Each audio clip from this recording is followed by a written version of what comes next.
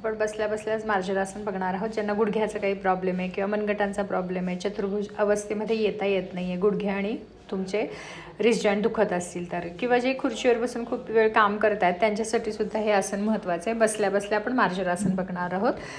दोन्ही पाय समांतर ठेवायचे, पाठीचा कणा ताठ ठेवायचा आहे.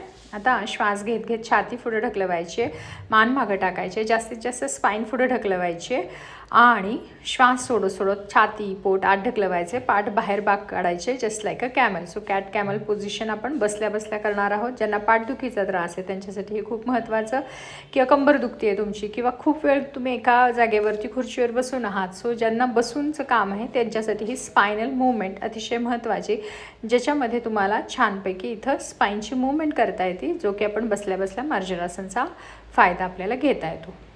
हे तुम्ही नक्की करून बघा आणि दिवसातून हे रिपीट करू शकता तुम्ही 15 वेळा 20 वेळा, सकाळ दुपार संध्याकाळ, किंवा एक 15 ते 20 मिनटं झाली की तुम्ही 15 वेळा करू शकता. असं पण तुम्ही ह्याचं फॉलो करू शकता.